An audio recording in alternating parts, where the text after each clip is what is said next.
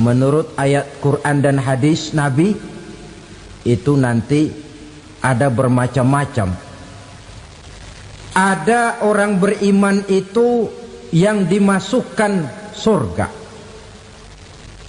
Ada orang beriman itu yang dimasukkan ke dalam surga. Ada orang beriman itu yang disebut penduduk surga. Kenapa lain-lain, Pak? Karena waktu di dunia amalannya juga lain-lain. Ada orang beriman yang masuk surga. Ini paling murah tiketnya. Mau masuk surga? Kata Nabi begini, ma min abdin qala la ilaha illallah thumma mata ala dhalik illa dakhalal jannah.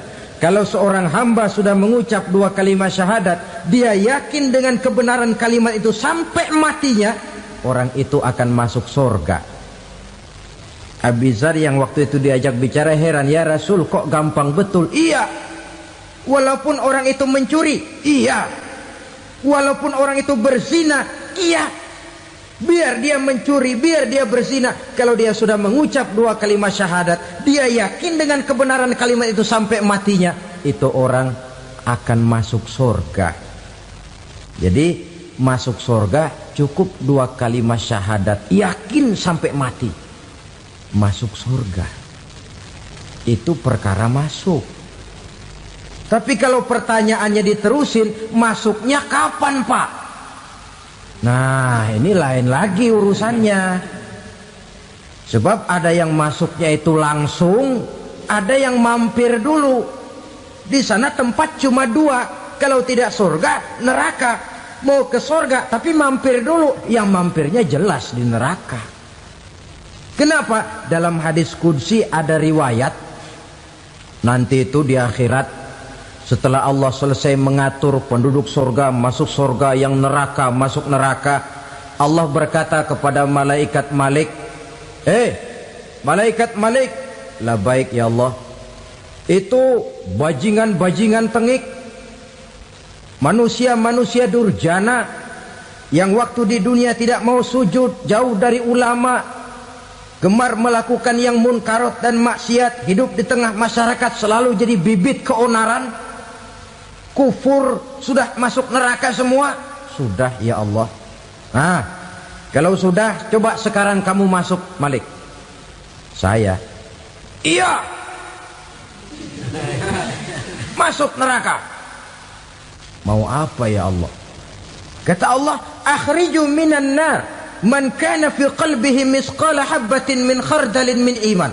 Kau masuk neraka, cari di dalam neraka orang-orang yang ada imannya walaupun kecil sebesar biji zarah, angkat mereka keluar. Masuk malaikat Malik ke neraka, cari orang yang ada imannya, korek-korek. Ya repot, udah pada gosong. Yang ada imannya diangkat ke atas, yang ada imannya diangkat ke atas, lalu dimandikan di Nahrul Hayat, namanya sungai kehidupan di akhirat nanti. Cakep lagi rupanya, bersih lagi wajahnya, apel di hadapan Allah. Kata Allah, bagaimana mas? Kapok nggak sampean? Kapok ya Allah. Nah, kalau kapok, idhab fadkhulil jannah, pergi masuk surga sana. Berangkat mereka ke surga, ketemu sama teman-temannya yang udah sampai lebih dulu, yang nggak pakai mampir lagi. Terjadi dialog. Kata teman-temannya yang udah pada nyampe duluan, mas, iya, emang baru sampai? Saya baru sampai. Memang mampir di mana dulu mas? Kita sudah lama sampai di surga. Saudara buka surah Al-Muddatsir ayat 34-35. Ma salakakum fis saqar? Kenapa kamu mampir di neraka Saqar? Qalu lam naku minal musallin. Mereka menjawab, kami mampir di neraka Saqar mas, gara-gara dulunya kami waktu di dunia ndak pernah sholat. Ndak pernah sholat? Ndak pernah. Kan rumahnya dekat masjid. Cuma dekat doang mas. Sholat mah enggak saya. Enggak pernah ngasih makan fakir miskin, enggak pernah hadir di majelis taklim, pendeknya enggak pernah melakukan kebajikan, maka saya pun mampir di neraka sakor. Untung betul saya punya iman mas sedikit. Waktu hidup di dunia dulu saya pernah mengucap 2 kalimat syahadat, sekali-kalinya waktu mau kawin. Masya Allah. Untung saja kawin, kalau nggak kawin polos.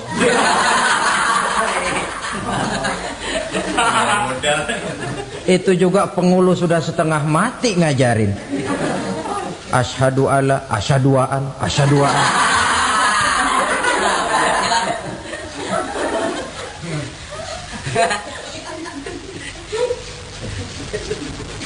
Ini namanya masuk surga, ada mampir dulu. Ada pula orang mukmin itu yang dimasukkan surga. Namanya dimasukkan kan terima beres. Saya masuk ke rumah, jalan sendiri, cari tempat sendiri. Saya dimasukkan ke dalam rumah, terima beres. Pokok ada di dalam, itu dimasukkan namanya. Nggak pakai mampir. Tapi tentu tiketnya lebih mahal ketimbang yang pertama tadi. Apa kata Allah? Innal ladzina amanu wa amilus salihat la ukaffiranna anhum sayyi'atihim wa la udkhilannahum jannah. Sesungguhnya orang-orang yang beriman kemudian beramal soleh, kami hapuskan segala dosa dan kesalahannya, kami masukkan mereka ke dalam surga. Lihat ayatnya, Allah yang memasukkan, kita yang dimasukkan. Tidak pakai transit, tidak usah mampir. Cuma tidak cukup syahadat, tidak cukup amanu, tapi diiringi dengan wa'amilus salih. Iman, amal. Tidak cukup syahadat, lalu dibuktikan dia sholat, dia zakat, puasa, lalu dia melakukan berbagai macam kebajikan. Ini yang menyebabkan dia tidak pakai mampir di tempat yang bernama sakor. Lalu ada pula orang mukmin itu yang disebut penduduk sorga. Wah, ini sudah VIP ini. Ashabul jannah, penduduk sorga. Siapa mereka? Kata Allah, innal ladzina amanu summa istaqamu fala khaufun alaihim wala hum yahzanun ulaika ashabul jannah hum fiha khalidun. Sesungguhnya orang-orang yang beriman lalu istiqamah, tetap dalam melaksanakan perintah Allah, tidak goyah, tidak labil tapi stabil, istiqamah, mereka tidak takut dan tidak bersedih hati. Merekalah penduduk surga. Iman, istiqamah. Tidak punya duit, sembayang. Banyak duit, sembayang. Miskin, sembayang. Kaya, tetap sembayang. Istiqamah. Kadang orang kalau susah rajin ke masjid, banyak duitnya ngelihat masjid melengos. Waktu miskin hamba Allah, setelah kaya jadi hamba harta. Bergeser, tidak ada nilai istiqomahnya. Saudara-saudara, dengan begitu penduduk neraka itu dua. Ada penduduk permanen, ada penduduk yang semi permanen. Yang semi permanen orang-orang beriman yang mempunyai dosa besar. Mereka masuk ke neraka untuk menerima azab sesuai dengan dosanya. Bila selesai masa azab itu, mereka akan diangkat untuk ditempatkan kembali ke dalam surganya Allah Subhanahu wa ta'ala. Nah, dikala itulah saudara-saudara, ada yang disebut syafaat dari Rasulullah Sallallahu Alaihi Wasallam. Tapi tentu jangan lupa, syafaat ini ibarat kain menambal dia. Kita punya kain bolong-bolong sedikit, syafaat yang menambal. Solat kita ada kurang dikit, sedekah kita ada campur riak dikit, amalan kita ada tidak karena Allah dikit, kita berharap syafaat. Jadi biarlah kain masih bolong-bolong, yang penting punya kain. Tapi kalau kainnya tidak ada, yang ditambal apanya? Sholat tidak, puasa tidak, zakat tidak, berharap syafaat saja. Ya, terlalu berlebihan itu. Saudara hadirin yang saya hormati, apabila selesai proses penghisaban, proses penghitungan, maka dikala itulah manusia terbagi dalam dua kelompok besar. Fariqun fil jannah wa fariqun fis sa'ir. Sekelompok orang-orang beruntung yang masuk ke dalam surga, dan sekelompok lagi masuk ke dalam neraka. Ibu-ibu, saudara-saudara kaum muslimin rahimakumullah. Pada pertemuan yang lalu sudah saya jelaskan bahwa hidup selalu berakhir dengan kematian. Apabila datang kematian menimpa seseorang, datanglah kiamat baginya. Itu yang disebut dengan kiamat kecil. Hakikatnya mati adalah perpindahan dari kehidupan di dunia ini menuju kehidupan di alam barzakh. Menunggu kita di alam barzakh sampai datangnya saat kiamat. Entah 10 tahun, entah 100 tahun, entah 1000 tahun, hanya Allah saja yang maha tahu. Adapun orang-orang beriman yang melakukan amal kebajikan dalam kehidupan di dunia ini, masa penantian yang lama di alam barzakh buat mereka sebentar saja. Tetapi bagi orang-orang kafir yang ingkar, yang tidak beriman kepada Allah, yang hidup di dunia cuma menumpuk-numpuk dosa, tentu penantian di alam barzakh akan merupakan waktu yang sangat lama. Bukankah dalam kehidupan kita waktu itu memang relatif? Contoh misalnya, bagi pemuda-pemudi yang sedang duduk asyik memadu cinta, waktu 4-5 jam saja rasanya cuma 4-5 menit. Tenggelam oleh keasikan. Tapi buat orang yang berbaring di rumah sakit, meratap di balik-balik apa itu tembok derita kata lagu, di balik dinding-dinding penjara, sehari bagai seminggu, seminggu rasa sebulan, sebulan boleh jadi rasa setahun. Penantian yang sangat lama.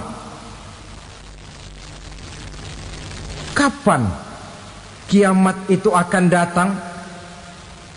Ini rahasia Allah.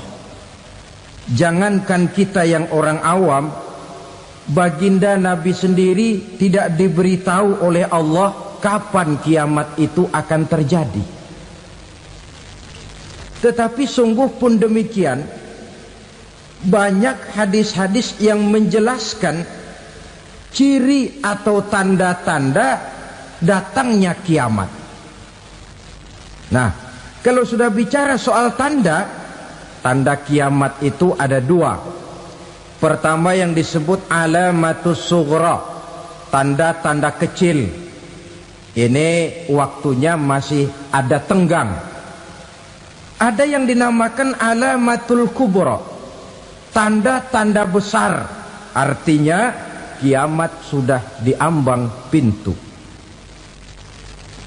Apa tanda-tanda kecil dari datangnya hari kiamat itu? Misalnya kata Nabi, apabila ilmu sudah diangkat oleh Allah. Artinya apabila ulama sudah banyak wafat, minat orang belajar agama berkurang, lalu kebodohan nampak merajalela di mana-mana, zina dikerjakan secara terbuka, minuman-minuman keras jadi kebanggaan, itu termasuk di antara tanda-tanda kecil terjadinya hari kiamat. Apalagi misalnya iza waladatil ammatu rabbataha, apabila budak sudah melahirkan tuan. Apa maksudnya? Ada yang mentafsirkan apabila anak sudah bisa membudaki orang tuanya.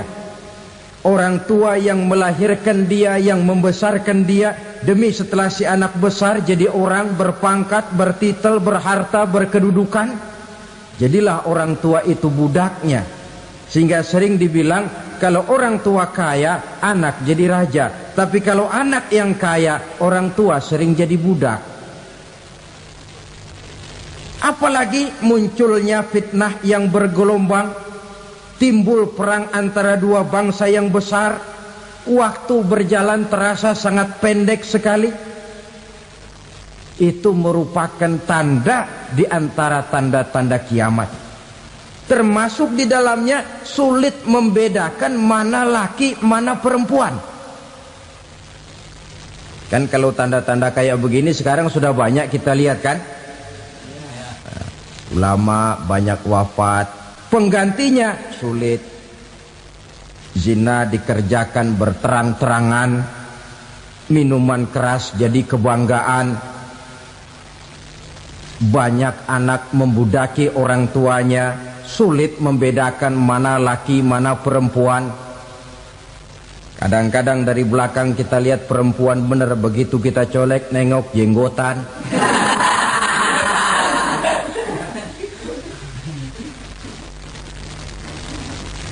Ini termasuk tanda-tanda kecil. Masih ada tenggang sampai akan terjadinya kiamat itu. Nah, yang dimaksud dengan tanda-tanda besar, ini tanda besar artinya kiamat sudah di ambang pintu. Pertama, matahari terbit dari sebelah barat. Apabila matahari sudah terbit dari arah sebelah barat, tertutuplah sudah pintu taubat. Bersabda Nabi kita, la taqumus sa'atu hatta tatlu'a syamsu min maghribiha. Tidak akan datang hari kiamat sampai matahari terbit dari arah sebelah barat. Fa iza tala'at, manakala matahari telah terbit dari arah sebelah barat, wara'ahan nasu, manusia banyak menyaksikan itu, amanu ajma'un, mereka pun lalu beriman. Yang tadinya kafir, yang tadinya ingkar, yang tadinya membangkang, setelah melihat matahari terbit dari sebelah barat, buru-buru beriman, berlomba-lomba mengucap dua kalimat syahadat. Tapi apa yang terjadi? Kata Nabi, wadzalika hina la yanfa'u nafsan imanuha lam takun amanat min qabl. Hari itu adalah hari yang iman sudah tidak berguna lagi bagi seseorang apabila sebelumnya memang dia tidak pernah beriman. Au kasabat fi imaniha khaira, atau beriman tetapi tidak pernah melakukan kebajikan di dalam keimanannya itu. Hari yang sudah kasib, hari yang sudah terlambat, beriman tidak akan ada gunanya lagi. Ini pelajaran buat kita. Sebelum sang surya terbit dari sebelah barat, sebelum nafas sampai di tenggorokan, artinya pintu taubat masih terbuka. Kalau dua hal itu sudah terwujud, nafas sudah sampai di kerongkongan atau matahari sudah terbit dari arah sebelah barat, tertutuplah sudah pintu taubat. Tak ada lagi gunanya pangkat, jabatan, harta, bahkan beriman pun dalam suasana macam itu too late, kata orang Kulon. Sudah terlambat. Matahari terbit dari arah sebelah barat, itu tanda besar, artinya kiamat sudah di ambang pintu. Lalu apalagi tanda besar? Munculnya Dajjal. Dajjal artinya pendusta-pendusta yang menyesatkan manusia. Ada dua macam Dajjal, saudara. Ada Dajjal kecil. Ini Dajjal kelas 3. Kalau ini sejak zaman Rasulullah sudah ada itu. Tiap zaman ada. Di zaman Rasulullah misalnya ada yang bernama Aswad al-Unsi dari Yaman. Ada yang namanya Musailamah Al-Kazzab dari Yamamah. Ada yang namanya Ibnu Sayyad dari Madinah. Ini dajjal-dajjal di zaman Rasul. Musailamatul Kazzab memproklamirkan diri jadi nabi dia. Di zaman Rasul masih hidup. Ini dajjal zaman Nabi. Di zaman sahabat muncul dajjal-dajjal. Di zaman kita sekarang ini dajjal-dajjal pun gentayangan. Dajjal-dajjal kelas teri. Kerjanya mendustakan manusia, menyesatkan manusia, memalingkan manusia dari jalan yang benar dan diridhoi oleh Allah Subhanahu wa taala. Adapun yang merupakan tanda besar dari datangnya kiamat, dajjal-dajjal kelas kakap. Pembohong-pembohong besar yang menyesatkan masyarakat manusia berpaling dari jalan Allah mengikuti jalan mereka. Apa sih ciri dajjal itu? Kata Nabi dalam hadis Bukhari Muslim, innad dajjala, sesungguhnya yang namanya dajjal itu yakhruju, satu saat akan muncul mendekati hari kiamat. Wa inna ma'ahu ma'an, si dajjal ini membawa air. Wa naran, dan juga membawa api. Dua simbol.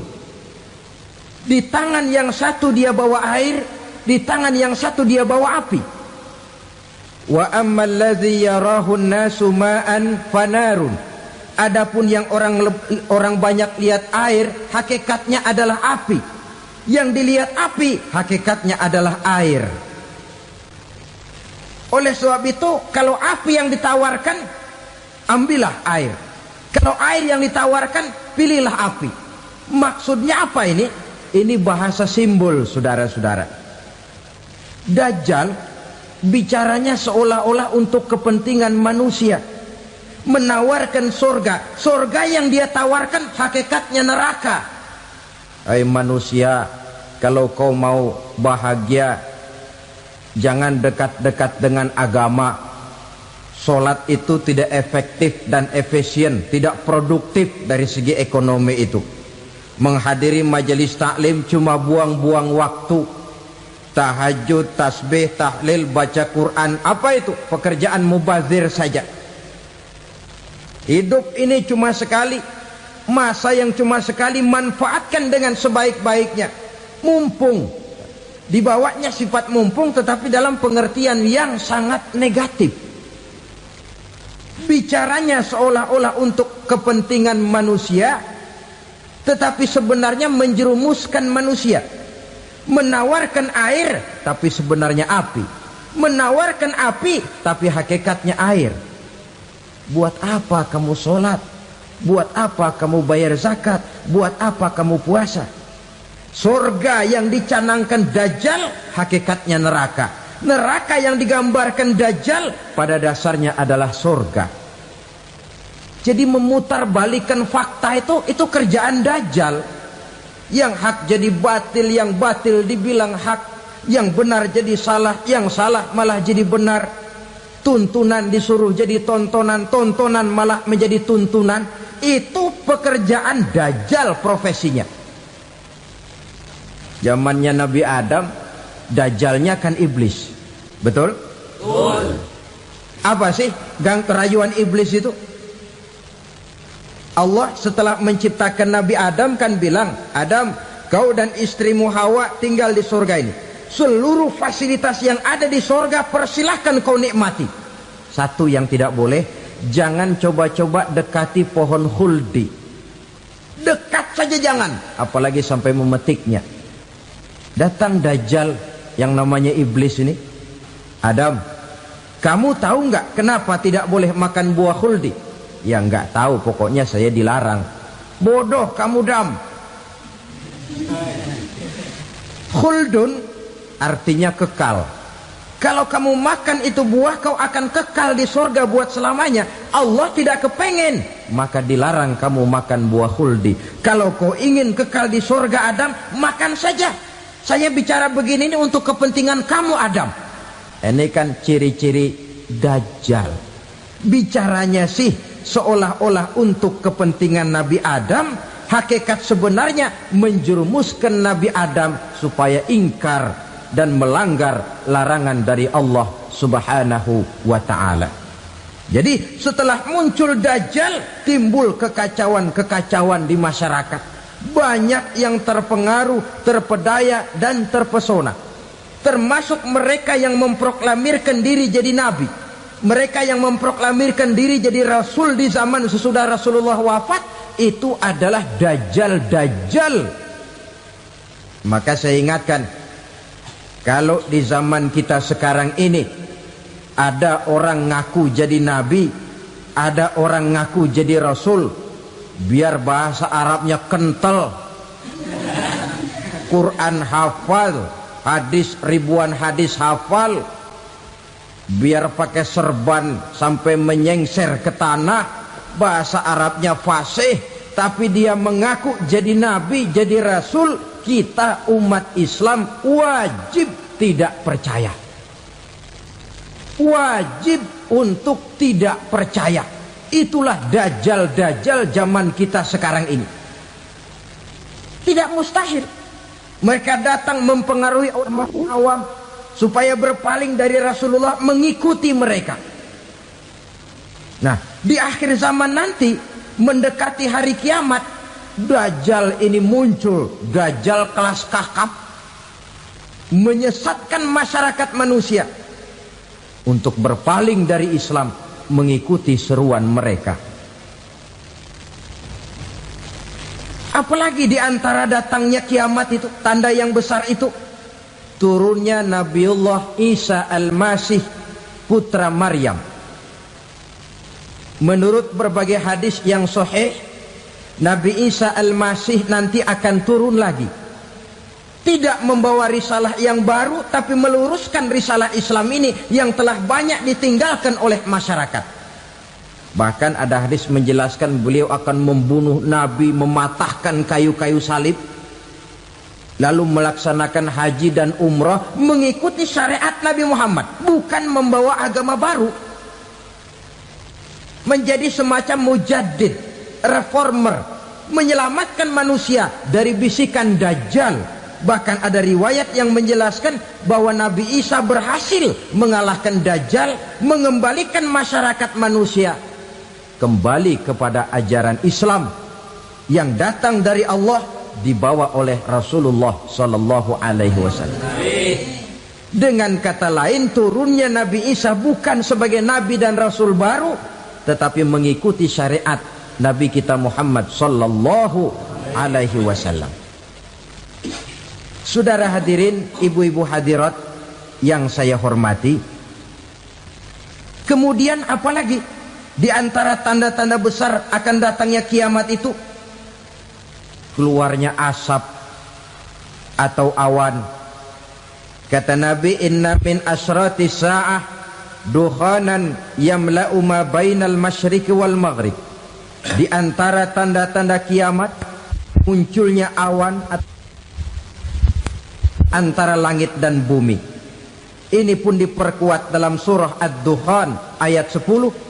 Fartaqib yauma ta'tis sama' bidukhanin mubin fayughshan nas hadza azabun alim. Bagi orang-orang yang beriman, mereka biasa-biasa saja.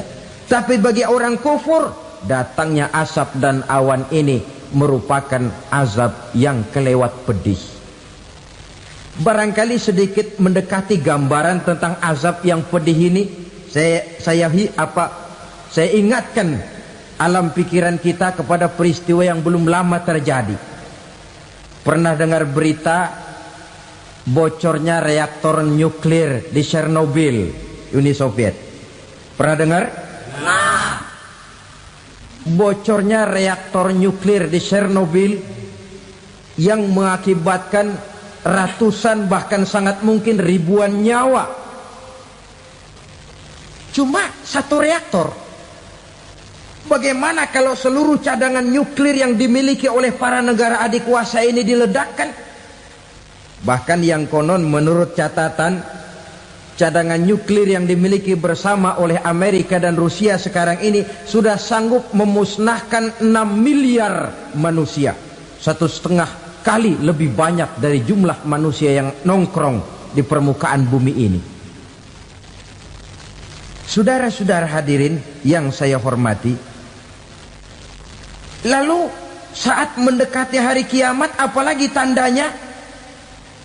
Setelah Nabi Isa wafat, pada saat turunnya yang kedua kali, lalu Allah meniupkan angin sejuk. Semua orang-orang beriman, orang-orang baik wafat, sehingga penghuni bumi ini cuma tinggal lagi terdiri dari orang-orang kafir. Tidak ada lagi di bumi ini yang bisa mengucapkan Allah. Sehingga dalam hadis qudsi itu ada keterangan, innallaha azza wa jalla yaqulu li Israfil.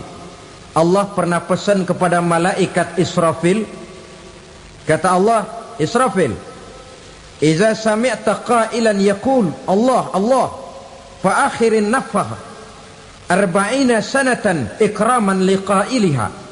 Hai Israfil, apabila kau dengar di permukaan bumi masih banyak orang yang mengucapkan Allah Allah, maka tunda sangkakala kiamat itu 40 tahun. Untuk apa? Ikraman liqailiha, menghormati orang yang mengucapkan Allah Allah itu. Wah, jadi karena sekarang masih banyak yang mengucapkan Allah, besar hatilah kita, masih jauh kiamat itu. Tapi jangan lupa, kiamat pribadi, kiamat kecil itu yang nggak kita sangka-sangka. Ajal datang mencabut nyawa, itu kiamat pribadi, dan itu yang pasti kita hadapi, dan itu yang membuat kita tidak boleh bersikap main-main di dalam kehidupan sekarang ini. Saudara hadirin yang saya hormati, tidak ada lagi orang-orang muslim. Seluruh penduduk dunia ini kafir. Lalu terciptalah struktur sosial yang berlandaskan prinsip hidup semau gue.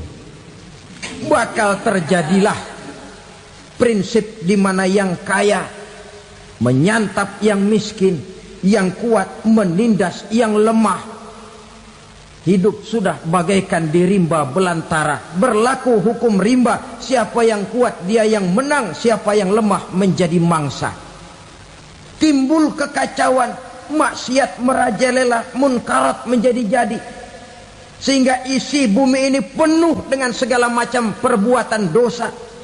Tidak ada perlunya lagi alam diperpanjang temponya.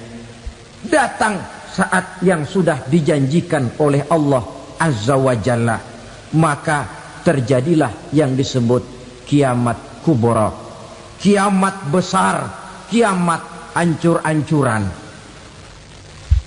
Bagaimana kejadian ini dimulai? Dalam surah Az-Zumar ayat 68, Allah Subhanahu wa taala berfirman, wa nufikha fis suri fasa'iqa man fis samawati wa man fil ardi illa man sya'allahu. Maka manakala ditiuplah sangkakala, terkejutlah seluruh yang ada di langit dan seluruh yang ada di bumi. Bila saat kiamat datang, Allah perintah malaikat Israfil, Israfil, tiup sangkakalamu. Ditiuplah sangkakala oleh malaikat Israfil. Yang akibat daripada tiupan itu, seluruh yang ada di langit, seluruh yang ada di permukaan bumi terkejut. Yang ada di langit siapa? Malaikat kan. Bayangin aja kalau malaikat kaget, apalagi kita. Terkejut seluruh makhluk yang ada di bumi, yang ada di langit mendengar suara sangkakala itu. Bunyinya tidak sanggup kita bayangkan dahsyatnya. Ledakan nuklir, ledakan neutron belum apa-apa ketimbang bunyi sangkakala malaikat Israfil ini. Nah, lalu mendengar bunyi sangkakala ini, gemparlah makhluk, kacaulah alam. Bumi gempa, planet-planet bertabrakan, gunung meletus, air laut tumpah ke darat, angin topan bertiup, halilintar menyambar. Lalu semua yang bernama hidup mati total. Mati bareng tanpa persiapan. La haula wala quwata illa billah. Saya kadang-kadang dalam tafakur bermohon, ya Allah, mudah-mudahan saya nggak nemuin kiamat beneran. Ngeri. Tidak bisa kita bayangkan macam apa suasana seperti itu. Allah saja banyak memberikan gambaran, misalnya Al-Qari'ah, wa mal qari'ah, wa ma adraka mal qari'ah. Kejadian yang menggemparkan. Tahukah kamu apa kejadian yang menggemparkan itu? Yauma yakunun nasu kal farasil mabsus wa takunul jibalu kal ihnil manfus. Pada saat itu manusia berterbangan bagai kupu-kupu. Gunung berterbangan seperti kapas ditiup angin. Gunung saja macam kapas, konon lagi manusia. Kematian total, mulai semut sampai gajah mati, jin mati, iblis mati, malaikat mati. Oh, malaikat saja mati. Saudara hadirin yang saya hormati, kematian total yang tanpa persiapan. Orang bilang, Pak, kalau mati bareng begitu yang repot malaikat maut dong ya. Cabut sana, cabut sini. Itu kalau menurut logika kita, mestinya begitu menurut logika. Tapi logika juga yang nggak perlu serepot itu. Sebab untuk mematikan listrik di wilayah DKI, di wilayah Jakarta, nggak perlu tiap rumah didatengin matiin, ya lama. Cukup dari kantor pusatnya saja PLN tekan satu tombol, gelaplah seluruh Jakarta. Saudara hadirin yang saya hormati, kematian total. Lalu setelah kematian total, planet-planet juga mati, dalam arti tidak bergerak dan beredar. Angin mati, dalam arti tidak bertiup. Air mati, dalam arti tidak ada riak gelombang. Pokoknya semua mati. Kullu nafsin za'iqatul maut, semua yang bernafas mati. Dalam ayat lain, kullu man 'alaiha fan, semua yang ada di permukaan bumi fana. Yang kekal cuma Allah Subhanahu wa ta'ala. Yang paling belakang mati malaikat maut dan malaikat Israfil. Tapi mati juga sesuai dengan janji Allah. 10 lamanya. Tidak dijelaskan oleh Abi Hurairah 40 jam, apa 40 hari, apa 40 tahun. Hadis-hadis cuma menyebutkan 40 saja. Sunyi alam. Yang tinggal cuma Allah saja lagi. Ketika itu Allah berseru-seru, katanya, limanil mulkul yauma. Siapa para penguasa hari ini? Mana itu raja-raja dan penguasa yang dulu mengaku jadi Tuhan? Fir'aun. Mana Fir'aun sekarang? Yang dulu jadi raja, merasa berhasil, sombong, lalu tidak mau turun-turun dari kekuasaannya, sampai kepada puncak kekurang ajarannya mengangkat diri jadi Tuhan. Mana itu Fir'aun? Namrus. Mana sekarang Namrus? La ilaha illa ana. Ternyata tidak ada Tuhan lain selain daripada aku, kata Allah. Proses kemudian, saudara-saudara, turunlah hujan dari langit. 40 lamanya hujan itu. Tidak jelas juga 40 jam apa 40 hari. Setelah air turun membasahi, datanglah tiupan sangkakala yang kedua. Semua yang bernama mati bangkit dari kuburnya masing-masing. Ini yang disebut Yaumul Ba'thi, hari kebangkitan. Allahu Akbar. Pada saat kita bangkit dari kubur kita masing-masing, kumpul di padang mahsyar namanya. Bayangin aja, saya sendiri nggak sanggup bayangin. Manusia sejak zaman Adam sampai zaman kiamat kumpul bareng di tempat sama. Berapa banyaknya itu?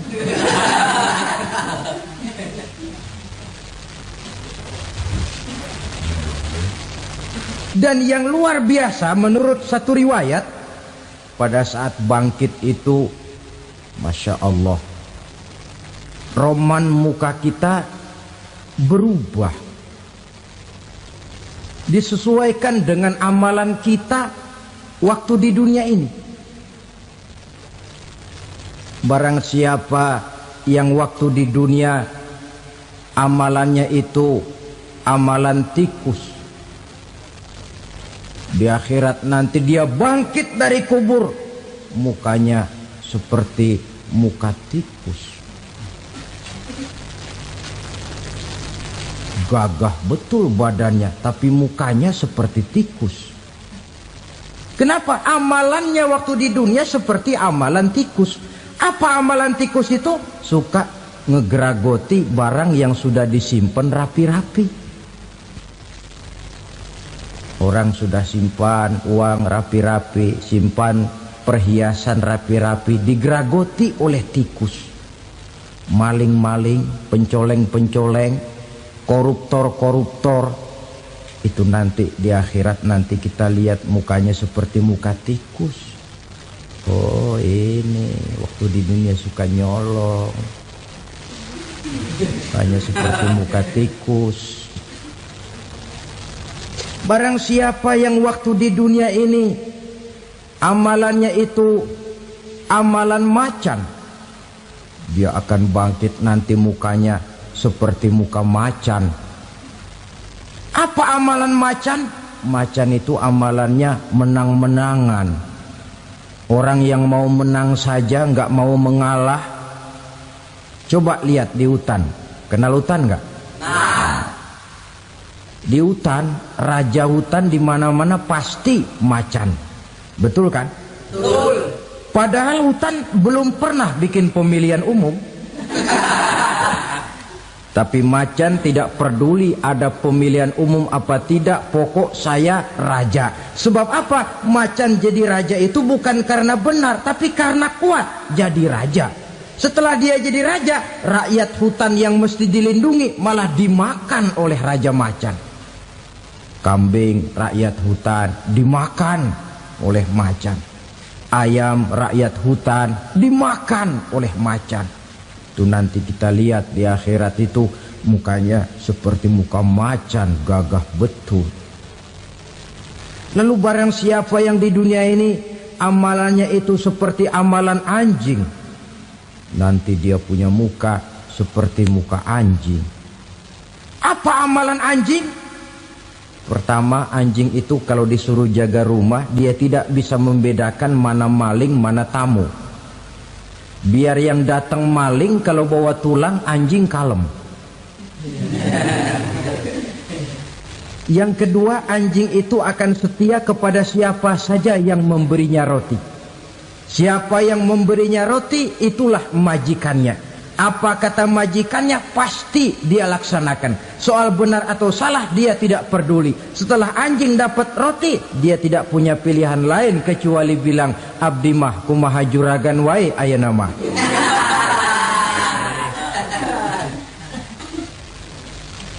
Saudara hadirin yang saya hormati, berkumpul di padang mahsyar, tiap orang sibuk dengan persoalannya masing-masing. Matahari waktu itu didekatkan oleh Allah. Panas luar biasa. Ada yang saking panasnya itu mencucurkan peluh keringat sampai sebatas mata kakinya. Ada yang keringatnya sampai sedengkulnya. Ada yang keringatnya sampai sepusatnya. Ada yang keringatnya mengalir sampai sebahunya. Ada yang kelelap oleh keringatnya sendiri, sementara orang di sampingnya nggak apa-apa. Bergantung lagi amalan dia waktu di dunia ini. Saudara-saudara, sebagian orang dalam kepanikan padang mahsyar berombong-rombong datang mereka menghadap Nabi Adam. Ya Adam, anta abal bashar. Hai Adam, Tuhan adalah bapak moyang manusia. Kami sebentar lagi akan disidang, dimintakan pertanggungan jawab. Tolonglah kami, hai Adam. Kata Nabi Adam, jangankan nolongin sampean, saya sendiri tanggung jawab di hadapan Allah ketika dulu tidak boleh makan khuldi, saya serobot. Sudahlah, urus diri masing-masing saja, nafsi. Begitu kata Nabi Nuh, begitu kata Nabi Ibrahim. Tiap orang bertanggung jawab sendiri-sendiri. Ketika itulah saudara-saudara, nikmatnya menjadi umat Nabi besar Muhammad sallallahu alaihi wasallam. Sebab apa? Walaupun menurut abjad kita ini umat paling belakang, paling belakang kita ini toh, karena Nabi Muhammad adalah Nabi akhir.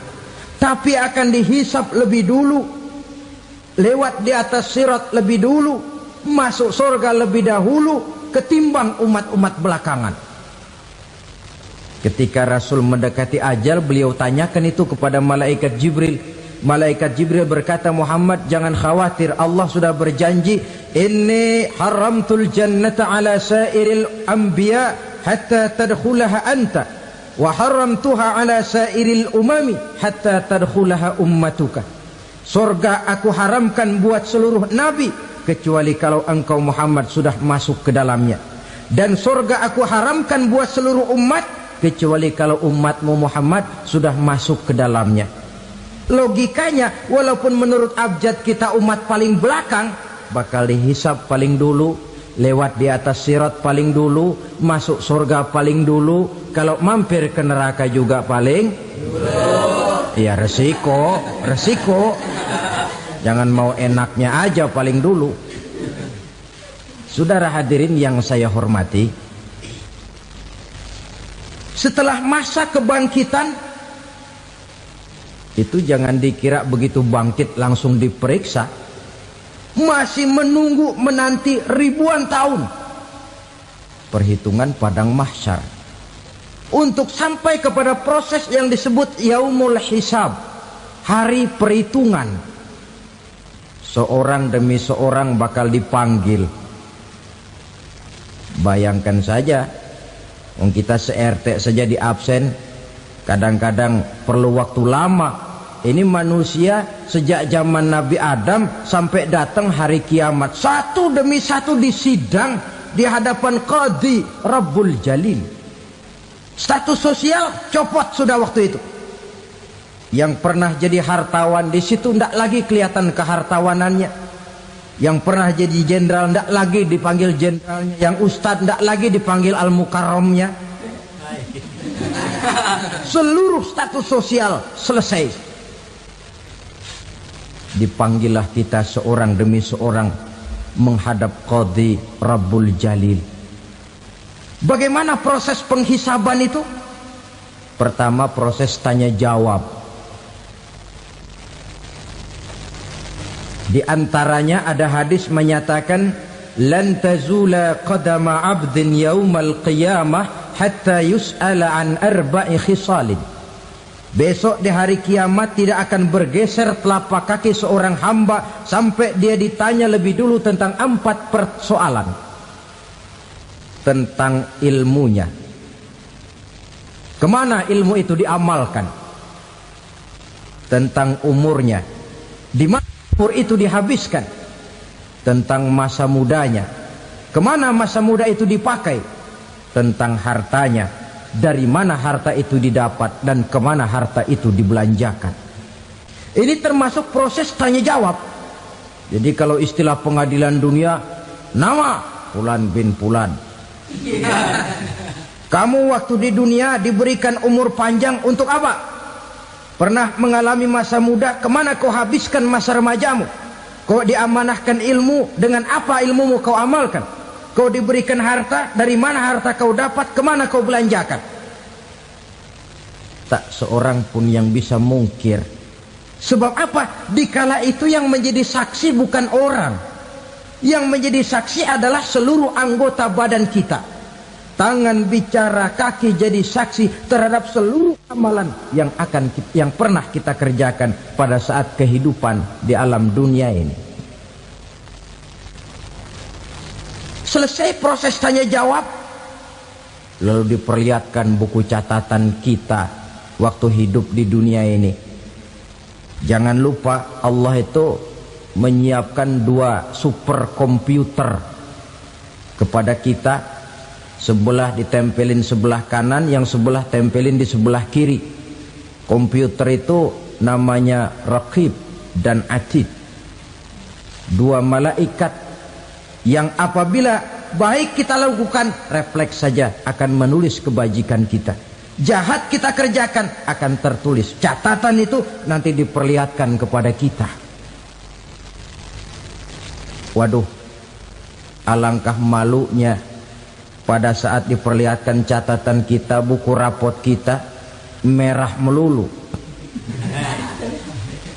Barangkali diperiksa sambil diomelin, brengsek lo. Buku merah melulu begini, bagaimana waktu hidup di dunia? Tidak cukup diperlihatkan buku catatan kehidupan, rekaman kehidupan. Rekaman kehidupan kita secara utuh sejak terlahir sampai ajal datang merenggut nyawa. Barangkali mirip dengan video sekarang ini, di mana terekam dengan baik seluruh kegiatan kita sejak yang sekecil-kecilnya sampai kepada yang sebesar-besarnya. Untuk kemudian kita pun menerima balasan. In khairan fa khairun wa in syarran fa syarrun. Kalau baik ya baik balasannya, kalau jahat ya jahat juga balasannya. Catatan-catatan kita diberikan. Kalau banyak kebajikannya diberikan di tangan kanan dengan cara yang halus. Kalau banyak kejahatannya diberikan dari sebelah kiri atau dilempar dari belakang. Itulah sebabnya sejak di dunia ini kita sudah mohon kepada Allah. Ketika berwudu membasuh tangan kanan, apa kita bilang? Allahumma a'tini kitabi biyamini wa hasibni hisaban yasira. Ya Allah, berikan saya kitab di tangan kanan, dan kalau saya memang perlu dihisap, hisaplah saya yang seringan-ringannya.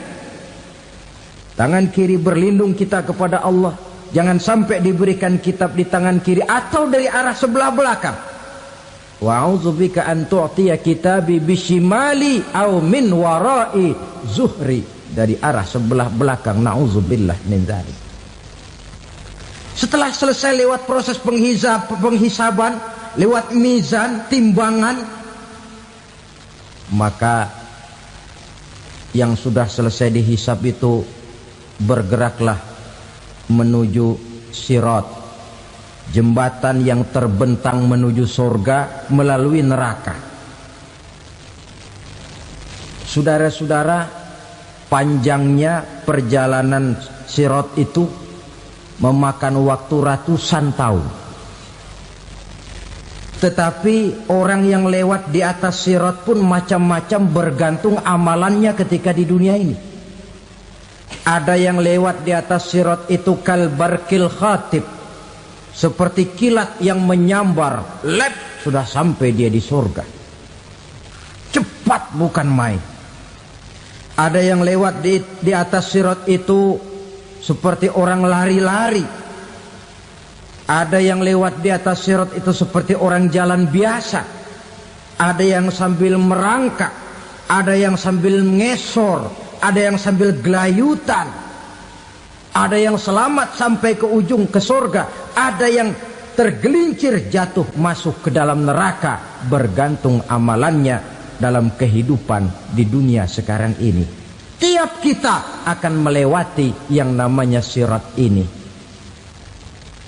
Saudara-saudara kaum muslimin yang saya hormati, dengan demikian mereka yang selamat melalui sirat sampai ke terminal akhir surga, mereka yang ketika dihisab ternyata banyak kejahatannya daripada kebaikannya, mereka singgah di dalam neraka. Nah, adapun orang-orang yang beriman menurut ayat Quran dan hadis Nabi itu nanti ada bermacam-macam. Ada orang beriman itu yang dimasukkan surga. Ada orang beriman itu yang dimasukkan ke dalam surga. Ada orang beriman itu yang disebut penduduk surga. Kenapa lain-lain, Pak? Karena waktu di dunia amalannya juga lain-lain. Ada orang beriman yang masuk surga. Ini paling murah tiketnya. Mau masuk surga? Kata Nabi begini, ma min abdin qala la ilaha illallah thumma mata ala dhalik illa dakhalal jannah. Kalau seorang hamba sudah mengucap dua kalimat syahadat, dia yakin dengan kebenaran kalimat itu sampai matinya, orang itu akan masuk surga. Abi Dzar yang waktu itu diajak bicara heran, ya Rasul kok gampang betul? Iya. Walaupun orang itu mencuri, iya. Walaupun orang itu berzina, iya. Biar dia mencuri, biar dia berzina, kalau dia sudah mengucap dua kalimat syahadat, dia yakin dengan kebenaran kalimat itu sampai matinya, itu orang akan masuk surga. Jadi masuk surga cukup dua kalimat syahadat, yakin sampai mati, masuk surga. Itu perkara masuk. Tapi kalau pertanyaannya diterusin, masuknya kapan, Pak? Nah, ini lain lagi urusannya. Sebab ada yang masuknya itu langsung, ada yang mampir dulu. Di sana tempat cuma dua, kalau tidak surga, neraka. Mau ke surga tapi mampir dulu, yang mampirnya jelas di neraka.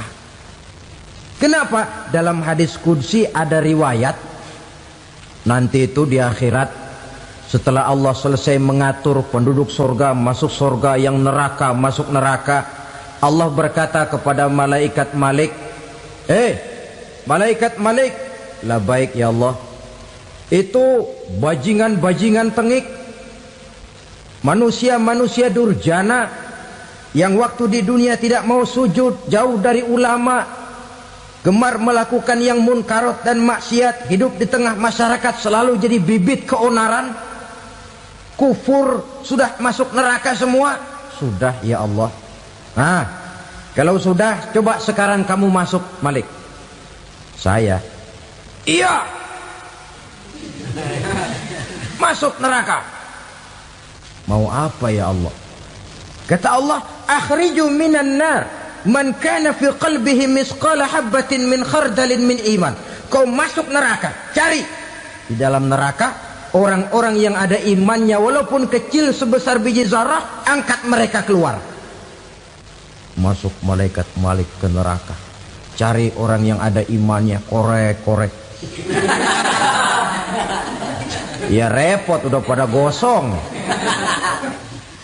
Yang ada imannya diangkat ke atas, yang ada imannya diangkat ke atas, lalu dimandikan di Nahrul Hayat, namanya sungai kehidupan di akhirat nanti. Cakep lagi rupanya, bersih lagi wajahnya, apel di hadapan Allah. Kata Allah, bagaimana mas? Kapok nggak sampean? Kapok ya Allah. Nah, kalau kapok, idhab fadkhulil jannah, pergi masuk surga sana. Berangkat mereka ke surga. ketemu sama teman-temannya yang udah sampai lebih dulu, yang nggak pakai mampir lagi. Terjadi dialog. Kata teman-temannya yang udah pada nyampe duluan, "Mas, iya, emang baru sampai?" Saya baru sampai." "Memang mampir di mana dulu, Mas? Kita sudah lama sampai di surga." Saudara buka surah Al-Muddatsir ayat 34-35. "Ma salakakum fis saqar?" Kenapa kamu mampir di neraka Saqar? Qalu lam naku minal musallin. Mereka menjawab, kami mampir di neraka Saqar, Mas, gara-gara dulunya kami waktu di dunia tidak pernah sholat. Tidak pernah sholat? Tidak pernah. Kan rumahnya dekat masjid. Cuma dekat doang, Mas. Sholat mah enggak saya. Enggak pernah ngasih makan fakir miskin, enggak pernah hadir di majelis taklim, pendeknya enggak pernah melakukan kebajikan. Maka saya pun mampir di neraka Saqar. Untung betul saya punya iman, Mas, sedikit. Waktu hidup di dunia dulu saya pernah mengucap 2 kalimat syahadat. Sekali-kalinya waktu mau kawin. Masya Allah. Untung saja kawin. Kalau nggak kawin polos.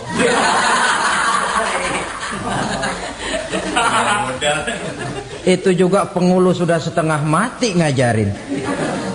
Asyhadu alla, asyaduaan, asyaduaan.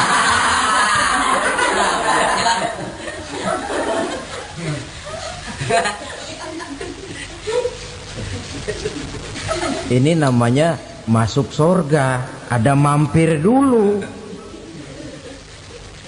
Ada pula orang mukmin itu yang dimasukkan surga. Namanya dimasukkan kan terima beres. Saya masuk ke rumah, jalan sendiri, cari tempat sendiri. Saya dimasukkan ke dalam rumah, terima beres, pokok ada di dalam, itu dimasukkan namanya. Nggak pakai mampir. Tapi tentu tiketnya lebih mahal ketimbang yang pertama tadi. Apa kata Allah? Innal ladzina amanu wa amilus solihat la ukaffiranna anhum sayyi'atihim wa la udkhilannahum jannah. Sesungguhnya orang-orang yang beriman kemudian beramal soleh, kami hapuskan segala dosa dan kesalahannya, kami masukkan mereka ke dalam surga. Lihat ayatnya, Allah yang memasukkan, kita yang dimasukkan. Tidak pakai transit, tidak usah mampir. Cuma tidak cukup syahadat, tidak cukup amanu, tapi diiringi dengan wa'amilus salih. Iman, amal. Tidak cukup syahadat, lalu dibuktikan dia sholat, dia zakat, puasa, lalu dia melakukan berbagai macam kebajikan. Ini yang menyebabkan dia tidak pakai mampir di tempat yang bernama Saqar. Lalu ada pula orang mukmin itu yang disebut penduduk surga. Wah, ini sudah VIP ini. Ashabul jannah, penduduk surga. Siapa mereka? Kata Allah, innal ladzina amanu summa istaqamu fala khaufun 'alaihim wala hum yahzanun ulaika ashabul jannah hum fiha khalidun. Sesungguhnya orang-orang yang beriman lalu istiqamah, tetap dalam melaksanakan perintah Allah, tidak goyang, tidak labil tapi stabil, istiqamah, mereka tidak takut dan tidak bersedih hati. Merekalah penduduk surga. Iman, istiqamah. Tidak punya duit, sembahyang. Banyak duit, sembahyang. Miskin, sembahyang. Kaya, tetap sembahyang. Istiqamah.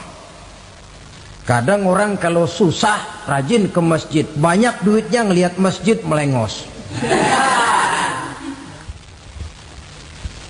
Waktu miskin hamba Allah, setelah kaya jadi hamba harta. Bergeser, tidak ada nilai istiqomahnya.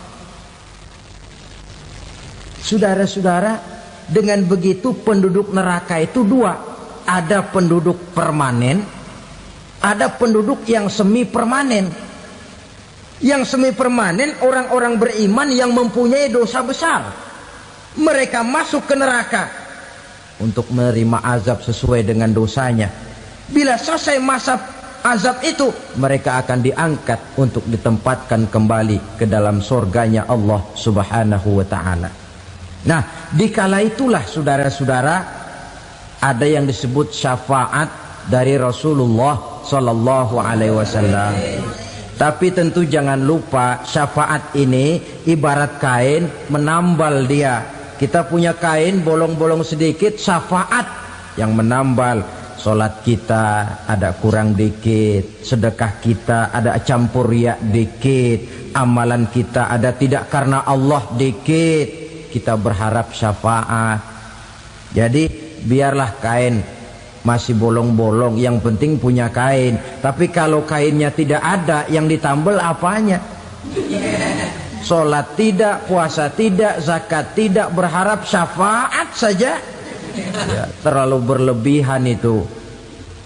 Saudara hadirin yang saya hormati, apabila selesai proses penghisaban, proses penghitungan, maka dikala itulah manusia terbagi dalam dua kelompok besar. Fariqun fil jannah wa fariqun fis sa'ir. Sekelompok orang-orang beruntung yang masuk ke dalam surga, dan sekelompok lagi masuk ke dalam neraka. 7 macam perkara yang merusak akidah dan keimanan, merusak amal perbuatan yang sudah kita kerjakan, merusak sendi-sendi kehidupan sosial, pendek kata merusak segala hal di dalam kehidupan kita. Jauhilah olehmu 7 macam perkara yang merusak. Yang pertama, asyirku billah, menyekutukan Allah Subhanahu wa ta'ala. Agama dimulai dari keyakinan, maka kehancuran agama selalu dimulai dari kehancuran keyakinan, iman atau akidah yang dimiliki oleh seseorang. Dan untuk menghancurkan nilai-nilai iman yang kita miliki ini, orang rasanya tidak akan menghantam kita dengan peluru kendali. Orang tidak akan mengirimkan nuklir ke sini. Orang tidak juga akan mengirimkan satuan militernya ke sini. Untuk menghancurkan nilai-nilai iman, dibanjiri kita dengan paham-paham yang merusak dan mendangkalkan akidah. Baik ia bernama materialisme, baik ia bernama sekularisme, baik ia bernama banjirnya maksiat dan munkarat, baik ia bernama banjirnya peradaban dan kebudayaan yang menghancurkan moral daripada anak-anak kita, sedikit demi sedikit melenturkan dan melunturkan nilai-nilai keimanan kita, untuk kemudian pada waktunya nilai iman itu akan bertukar dan berganti menjadi nilai syirik kepada Allah Subhanahu wa ta'ala.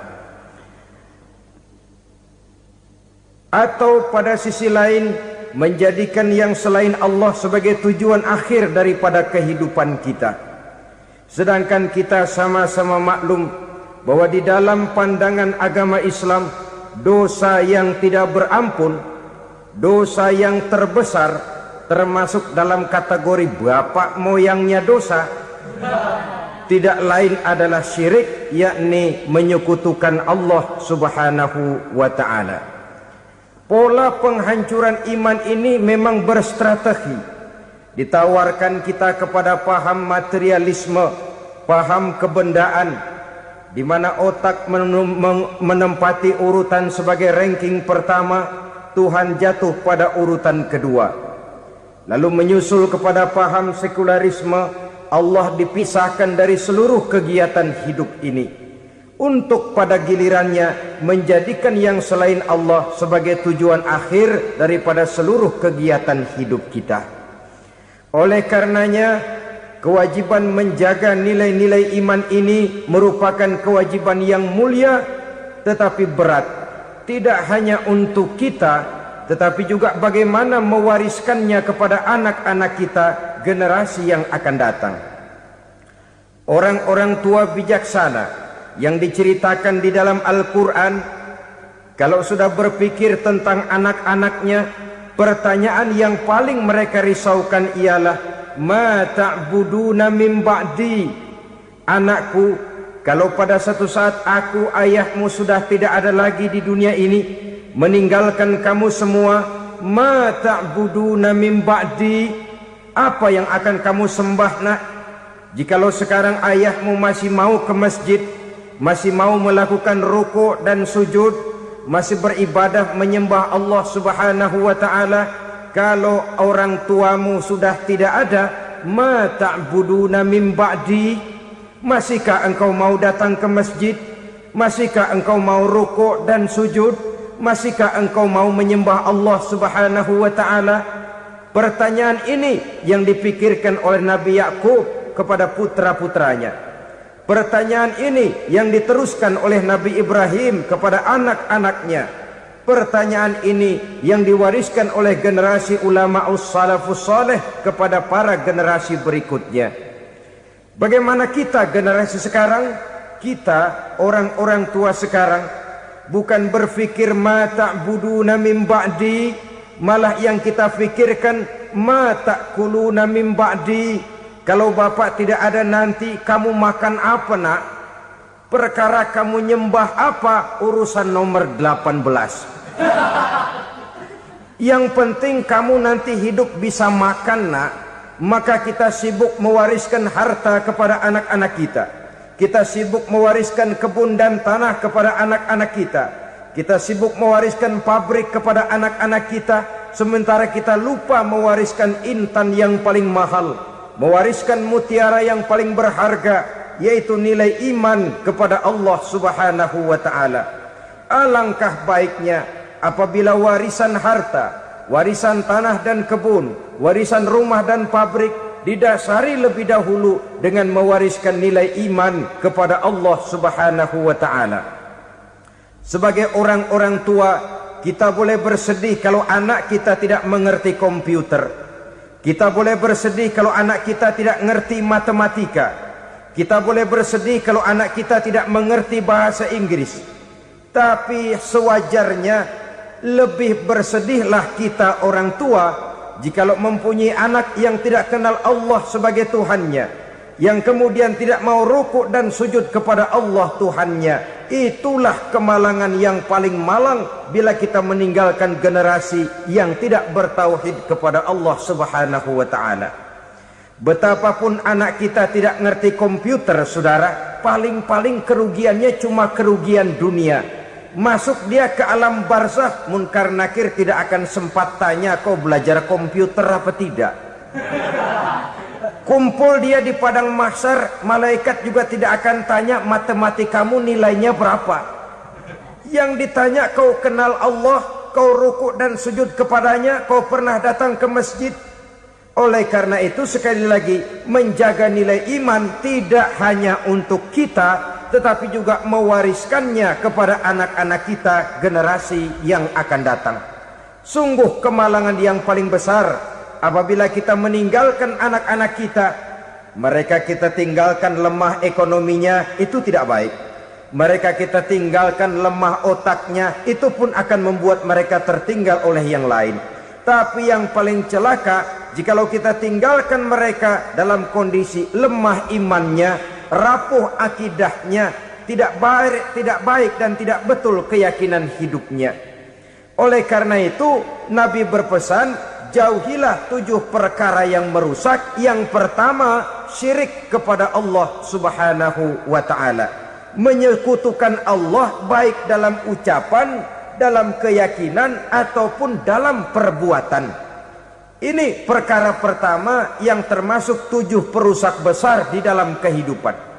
Kalau sudah jatuh kita ke lembah syirik, bagaimanapun banyak kebaikan yang kita kerjakan, berjiwa sosial, bertangan pemurah, gemar menolong orang lain, kalau memang dasarnya syirik, maka seluruh kebaikan kita akan hancur, tidak akan ada nilainya dalam pandangan Allah Subhanahu wa ta'ala. Dalam pandangan manusia, mungkin kita dicatat sebagai orang sosial, gemar menolong orang lain, tidak berpangku tangan melihat orang yang mendapat kesulitan, tapi oleh karena dasarnya syirik, dasarnya tidak mentauhidkan Allah, maka seluruh nilai kebaikan yang kita kerjakan tidak akan ada nilainya dalam pandangan Allah Subhanahu wa taala. Maka jagalah iman kita jangan sampai dihinggapi penyakit syirik yang bagaimana kecilnya sekalipun. Sekali lagi, baik syirik dalam bentuk ucapan, syirik dalam bentuk keyakinan, sampai kepada syirik dalam bentuk perbuatan, kita berhindar kepada sifat-sifat yang sedemikian itu. Karena apa? Dalam satu ayat Quran Allah Subhanahu wa taala menjelaskan, innallaha la yaghfiru ayyushraka bih wa yaghfiru ma duna dzalika liman yasha. Allah tidak akan memberi ampun kepada orang-orang yang menyekutukannya, tapi Allah masih mau memberikan ampun kepada dosa-dosa yang selain itu bagi orang-orang yang dikehendakinya. Dosa selain syirik, apabila kita bertaubat, Allah masih mau mengampuni. Tapi kalau sudah jatuh ke tempat syirik, itu sudah dosa yang tidak berampun. Taubatnya tidak lain melepas syirik, kembali kepada tauhid, berkeyakinan bahwa hanya ada Allah Subhanahu wa taala, Tuhan satu-satunya yang lam yalid wa lam yulad wa lam yakul lahu kufuwan ahad.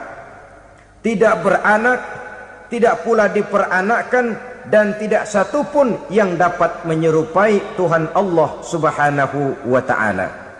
Saudara-saudara kaum muslimin rahimakumullah, bahwa kita di zaman sekarang memang tidak menyembah berhala, ya. Bahwa kita tidak berterang-terangan mengatakan Tuhan lebih dari satu, memang. Bahwa kita tidak berkeyakinan Tuhan itu punya anak atau diperanakkan, tentu. Tapi dalam perbuatan dan i'tiqad, kita kadang-kadang jatuh tanpa kita sadari ke tempat yang bernama syirik ini. Oleh karenanya, di zaman di mana teknologi makin canggih, di mana kemajuan pembangunan makin menjangkau berbagai aspek kehidupan, diperlukan keseimbangan antara kemajuan fisik material dengan kemajuan mental spiritual. Apabila tidak ada keseimbangan, yang terwujud tentulah kepincangan, yang diawali dengan pincangnya cara kita berpikir, sehingga pada akhirnya akan mengarah kepada pincangnya cara kita berbuat dan bertindak di dalam kehidupan kita. Oleh karena itu, Nabi berpesan, jauhilah sifat syirik, karena syirik merupakan dosa yang teramat besar. Ini sifat merusak yang pertama. Yang kedua, kata Nabi, wasihra, jauhilah sihir. Sihir ini juga termasuk perkara yang merusak kehidupan. Kita semua sama-sama maklum bahwa sihir sebenarnya bukan persoalan baru. Sejak sebelum datang Islam, sihir itu sudah ada. Di zaman Yunani kuno, sihir ada. Di zaman Mesir kuno, di zaman Cina kuno, dan yang lain-lain yang serba kuno, sihir itu sudah ada. Bahkan para nabi pun, para rasul yang diutus oleh Allah Subhanahu wa taala, senantiasa berhadapan dengan ahli-ahli sihir untuk menguji kebenaran dari misi yang mereka bawa. Sihir adalah perbuatan di luar kebiasaan yang bisa dikerjakan oleh ahlinya dengan bantuan jin atau setan. Hukum mempelajari sihir adalah haram, mengamalkannya lebih haram lagi. Sebab itu saudara-saudara, sihir merupakan perbuatan merusak yang harus kita jauhi. Ciri-ciri daripada perbuatan sihir, pertama, ia mengandung tipuan, bayangan khayal. Di zaman Nabi Musa misalnya, orang melihat tambang-tambang itu seperti ular. Nabi Musa melayangkan tongkatnya menjadi ular-ular besar yang memakan ular-ular kecil ciptaan tukang-tukang sihir Fir'aun tadi. Lalu sihir bisa terjadi dengan bantuan jin kafir atau setan. Kemudian ciri yang ketiga, sifatnya halus dan tersembunyi. Taruh kata ada seorang ahli sihir yang mempergunakan ayat-ayat Quran sebagai jompa-jampe, sebagai baca-bacaan, itu cuma sekedar kedok. Tujuannya tidak lain menjadikan agama sebagai ketok untuk membenarkan cara yang dimurkai oleh Allah Subhanahu wa ta'ala. Satu hadis yang diriwayatkan oleh Imam Bazar dan Tabrani, Nabi berpesan, "Laisa minna man tatayyara lahu au takahhana au tukuhhina lahu au sahira lahu." Tidak termasuk ke dalam golonganku, kata Nabi. Tidak termasuk umatku. Siapa mereka? Man tatayyara lahu, orang yang bertatoyur.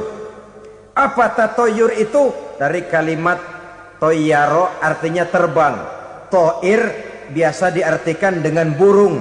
Tatoyaro percaya kepada suara-suara burung. Man tatayyara lahu, mempercayai, meyakini dengan benar-benar kepada suara beburungan. Kan suka ada itu, nah bunyi burung tuh, maling liwat. Maling liwat. Burung bunyi, maling liwat. Itu termasuk tatayyara lahu, percaya kepada suara burung. Kan aneh kalau suara orang nggak dipercaya, suara burung malah dipercaya. Ada ustadz ceramah, kiai ngaji, nggak mau didengerin, burung dengerin bener. Nah, suaranya dari sebelah mana? Belah kulon. Nah, itu tandanya ano. Habis dihitung-hitung, itu termasuk tatayyara lahu. Au takahana, atau bertenung, au tukuhina, atau minta ditenungkan, au sahirolahu, atau melakukan perbuatan sihir, atau minta disihirkan. Laisa minna, tidak termasuk ke dalam golonganku, kata Nabi.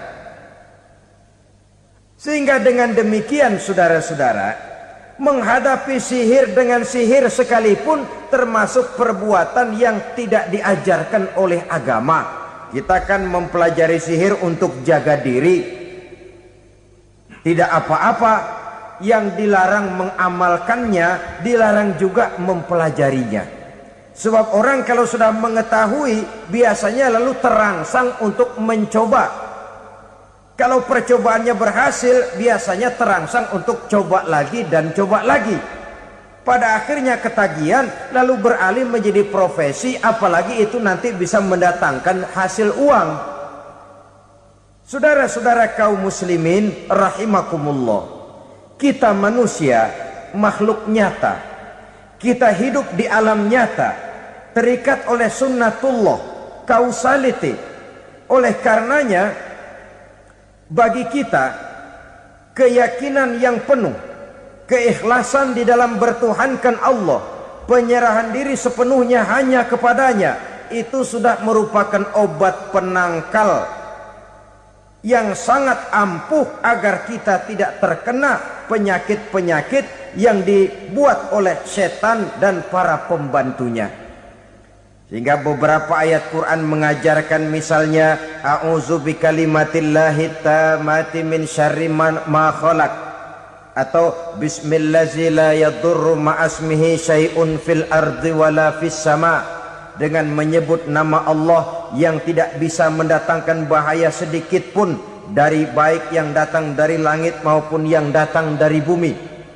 Jiwa yang kosong dari keyakinan yang penuh kepada Allah, jiwa yang penuh was-was dan ragu-ragu, itu yang mudah terserang oleh penyakit-penyakit yang dikerjakan oleh para tukang-tukang sihir, yaitu oleh setan dan seluruh para pembantunya. Kemudian hadis kedua yang diriwayatkan oleh Imam Ibnu Hibban, Nabi bersabda, la yadkhulul jannata mudminu khamrin wala mu'minu bisihrin wala qati'u rahmin. Tidak masuk surga. Ini Nabi yang bilang, tidak masuk surga. Siapa itu? Pertama, mudminu khamrin, orang yang berkekalan dalam mabuk. Selalu mudminun itu sudah menjadi perbuatan rutinnya, tidak kapok-kapoknya, teler seumur hidup. Mudminu khamrin, tidak masuk surga orang yang selalu bermabuk-mabukan. Yang kedua, wala mu'minu bisihrin, orang mukmin tapi main sihir. Ini juga oleh Nabi diperingatkan, tidak akan masuk surga orang mukmin tapi suka main sihir. Wala qati'u rahmin, dan tidak juga orang yang memutuskan silaturahmi. 3 macam manusia yang diperingatkan Nabi tidak akan masuk surga: orang yang selalu mabuk, orang mukmin yang main sihir, dan orang yang memutuskan silaturahmi. Saudara-saudara kaum muslimin rahimakumullah. Lalu orang berkata, kenapa dilarang kita bersihir? Padahal Rasul sendiri kan punya mukjizat. Nah, kita memang harus membedakan antara mukjizat dengan sihir. Dalam kehidupan agama kita kenal ada yang namanya mukjizat, ada yang namanya karomah atau keramat biasa diucapkan, ada yang namanya maunah, ada yang namanya irhas, ada juga yang namanya sihir. Kesemuanya ini berbeda, saudara-saudara. Yang dinamakan mukjizat itu khusus untuk para rasul saja. Satu kejadian luar biasa yang terjadi dilakukan oleh rasul atas izin dari Allah Subhanahu wa taala. Perbedaannya dengan sihir jelas. Sihir dari setan, mukjizat dari Allah. Sihir bisa dipelajari, mukjizat tidak. Sihir umumnya untuk maksud-maksud yang tidak baik, sedangkan mukjizat untuk memperkuat kebenaran yang disampaikan oleh para rasul dan ditentang oleh umatnya. Bahkan kafir Quraisy dahulu menganggap orang-orang ahli sihir itu berada dalam satu posisi yang hina, sehingga mereka mengatakan dan menuduh Nabi Muhammad sebagai tukang sihir. Tuduhan sebagai tukang sihir adalah tuduhan yang sangat aib dan hina. Di tengah masyarakat kufar jahiliyah, kedudukan tukang sihir dipandang sebagai kedudukan yang hina, sehingga mereka mengejek Nabi dengan sebutan tukang sihir. Jadi mukjizat hanya untuk Rasul saja. Kemudian karomah. Karomah ini asal kata dari karomah, kehormatan, kemuliaan yang diberikan Allah kepada hamba-hambanya yang rajin mendekatkan diri kepadanya. Oleh karena ketekunannya melaksanakan ibadah, Allah memberikan keistimewaan kepada orang itu, yang dengan keistimewaannya dia bisa mengerjakan yang tidak bisa dikerjakan oleh orang lain. Karomah hanya bisa dicapai dengan prestasi ibadah. Kalau sihir, mau ibadah apa enggak, asal dia belajar, bersatu dan berteman dengan setan, memenuhi persyaratan-persyaratan setan, biasanya lalu bisa. Sedangkan karomah tidak mungkin terwujud tanpa orang mendekatkan diri sedekat-dekatnya kepada Allah Subhanahu wa ta'ala. Maka kita lihat biasanya orang-orang yang punya ilmu sihir, mukanya rata-rata nggak enak dilihat. Kumuh, jauh dari air wudhu, jauh dari sujud kepada Allah, malah berteman dengan setan, menjadi pelayan-pelayannya setan.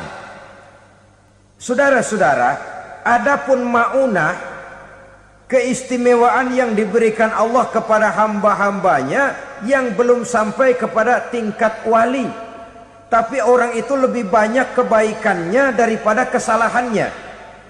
Umpamanya, saudara jalan bertiga.